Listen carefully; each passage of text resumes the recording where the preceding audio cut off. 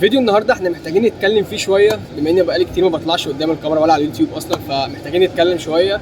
والفيديو ده موجه للفئه العمريه اللي في سني والشباب اللي بتسعى في نفس السن اللي انا فيه. بس قبل ما نبدا دي بس كده ايه، نحاول نظبط الكادر شويه. قبل ما نبدا بس كده نعمل كوبايه قهوه عشان نعرف نترجم مع بعض الكلام. اخي عمار اعملها لك دب شفشق من القهوه، شفشق من القهوه، شفشق من عيون التنتين. نعمل بس ايه قهوة اخونا عمار، وبعد كده نعمل قهوتنا على طول. نروح بقى ننزل لاخونا عمار كوبايه القهوه بتاعته قبل ما القهوه بتاعتنا تتصب عشان نسيبها في المكنه، ونطلع بقى نكمل بقيه الكلام المهم، الحديث المهم اللي انا عايز اقوله النهارده. خلصت كوبايه القهوه بتاعتنا. اول حاجه بقى عايز اكلمك فيها النهارده وهو انك عايزك تشيل من دماغك تماما فكره ان انت تعمل بالانس في حياتك، عشان هو مش مستحيل ولا صعب. هو ممكن تعمل بالانس في حياتك بس هتستخدم حاجات كتير قوي.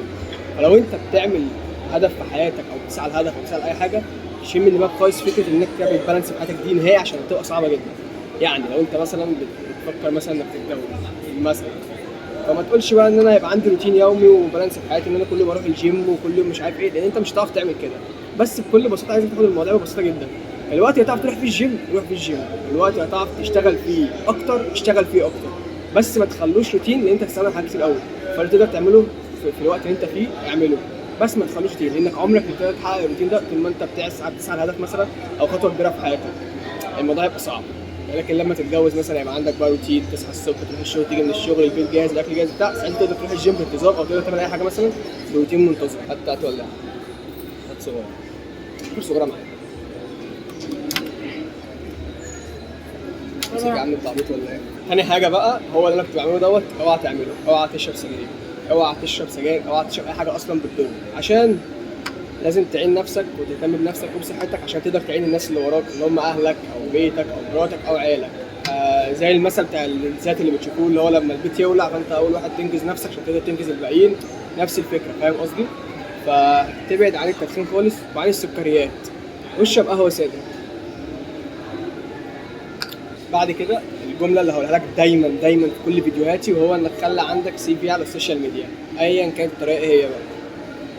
بوظف بتاعتك، خليك دايما ظاهر على السوشيال ميديا، يكون عندك سي في الناس كلها تشوفك منه. يعني انستجرام، يوتيوب، تيك توك، بس قدم حاجه مفيده. حاول على قد ما تقدر ما تهينش نفسك. بص لقدام، بص لعيالك لما يكبروا هيشوفوا الفيديوهات بتاعتك دي هيقولوا عليك ايه، زمايلهم في الفصل هيقولوا عليك ايه.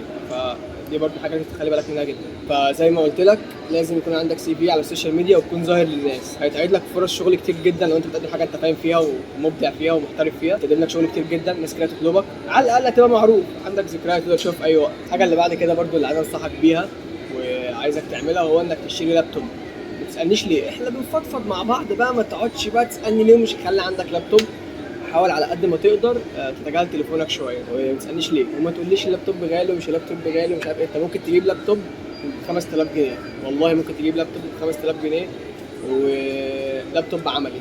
هو مش هيعمل لك شغل ومونتاج لا، بس عملي تقدر تعمل بيه حاجات كتير قوي. اكسل ممكن يفيدك في الجامعه، ممكن يفيدك في حاجات كتير جدا جدا جدا. عكس التليفون، يعني انت لو شغلك اصلا اونلاين مش تقيل تقدر تشتغل باللابتوب، فخلي عندك لابتوب. النصيحه اللي بعد كده اتمرن اي رياضه انت بتحبها، ويا ريت ترفع حديد، يا ريت ترفع اوزان كتير.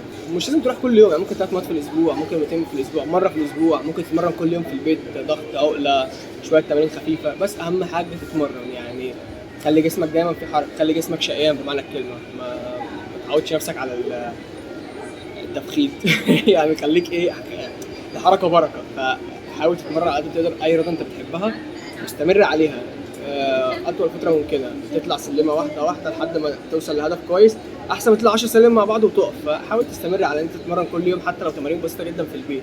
ويا ريت تشترك في جيم، اتعلم السباحه. ما تسالنيش ليه، حاول تتعلم السباحه. انا ما بعرفش اعوم خالص، انا نزلت حرفيا في حمام سباحه بتاع اطفال بغرق. فحاول برضه الفتره اللي جايه دي اتعلم سباحه، لان انا محتاج جدا الموضوع ده في حياتي، لازم اتعلم سباحه. بس ده كل اللي كنت عايز اقوله في الفيديو ده. فيديو فاني كده شويه، مش مونتاج تقيل والكلام ده. الفيديوهات الدسمه اللي كنت بعملها على اليوتيوب هتتاخر شويه او هتتاجل شويه بسبب ان انا في الفتره دي مسحول حرفيا سحله، يعني ما يعلم بقى الا ربنا. فحاول بقى ما اقطعش في اليوتيوب. تبقى فيديوهات مثلا زي كده مش كتير، وهتبقى برضه في فيديوهات دسمه في نص الاسبوع او في نص الشهر. في نص الشهر مبقاش كداب. بس اشوفك في فيديو تاني.